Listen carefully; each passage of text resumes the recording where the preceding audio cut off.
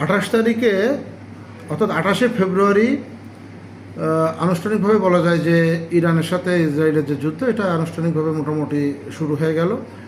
তো এই যুদ্ধের পর থেকে স্বাভাবিকভাবে ছিল বাংলাদেশের এবং পৃথিবীর বিভিন্ন দেশে তেলের মূল্য বৃদ্ধির খবর শোনা গেলেও কিন্তু বাংলাদেশে কোনো তেলের মূল্য বৃদ্ধি পেয়েছে বা তেল সংকট এ ধরনের কোনো খবর আমরা পাইনি।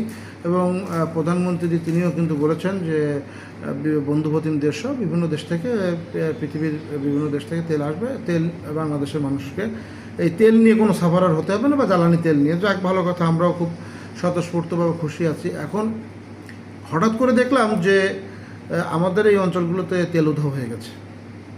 এই অঞ্চলগুলোতে তেল উধাও হয়ে গেছে কেমন, একটু উদাহরণ দিয়ে যদি বলি, যে আমি চলার পরে দেখলাম যে সন্ধ্যার পরে দোকানগুলোতে, বিভিন্ন দোকানে দেখে জায়গায় ছোটো ছোটো দোকানগুলো, যেহেতু পেট্রোল পাম্প কম তো এই লোকাল এরিয়াতে, দোকানগুলোতে খোলা তেল বিক্রি করা হয়, বোতলজাত করে তেল, 1 লিটার 2 লিটার 5 লিটার এরকম বোতলে তেল বিক্রি করা হয়।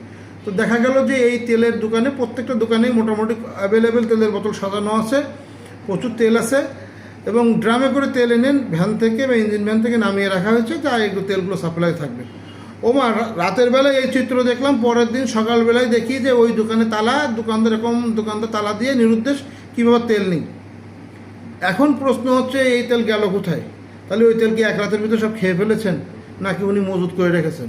তো আমি বিশেষ করে এই অঞ্চল, মানে পাইকগাছা এবং কয়রা ও আশাশুনি, এই অঞ্চলে যেহেতু পেট্রোল পাম্প হচ্ছে মূলত সাতক্ষীরার আশাশুনিতে উপজেলায় 2টা পেট্রোল পাম্প দেখা যায়, আর পাইকগাছা কয়রা মিলাই একটা পেট্রোল পাম্প আমরা দেখি। এই 3টা পেট্রোল পাম্পে মোটামুটিভাবে খোঁজ নিয়ে দেখা গেছে যে তেল নেই, তারাও বলছেন তেল সংকট। এবার এই যে তেলগুলো বিভিন্ন ছোটো ছোটো ডিপো যারা নিয়ে আসে, এনে এই যারা বোতলজাত করে গ্রামে গঞ্জে বিক্রি করে, এরা রাত্রে তেল ঢুকিয়ে অল্প কিছু তেল মানুষকে দিয়েছে, পরের দিন হয়তো একবেলা আধাবেলা খুলে 2-1 লিটার তেল দিয়ে তেল নেই এইভাবে বন্ধ করে দিয়েছে। এখন এই প্রশাসনের কাছে সুদৃষ্টি কামনা করবো যে আপনারা দয়া করে এই যারা লোকাল গ্রামগঞ্জে বিভিন্ন জায়গায় তেল বিক্রি করে, এই জায়গাগুলোতে আপনারা একটু হানা দেন বা রেট দেন। দেখবেন যে শত শত লিটার তেল এদের কাছ থেকে বেরিয়ে আসছে, হাজার হাজার লিটার তেল এদের কাছ থেকে বেরিয়ে আসছে।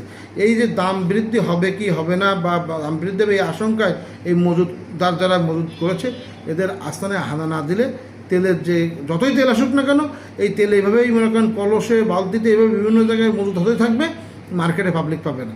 তো এই বিষয়টা একটু নজর রাখার জন্য সবিনয় অনুরোধ জানাচ্ছি। তা না হলে যেমন স্থানীয় প্রশাসনের মানসম্মান ক্ষুণ্ণ হচ্ছে, প্রশ্নের মুখোমুখি হতে হচ্ছে, তেমনি কিন্তু সরকারকেও এই পাবলিকের প্রশ্নের মুখোমুখি হতে হচ্ছে। ধন্যবাদ।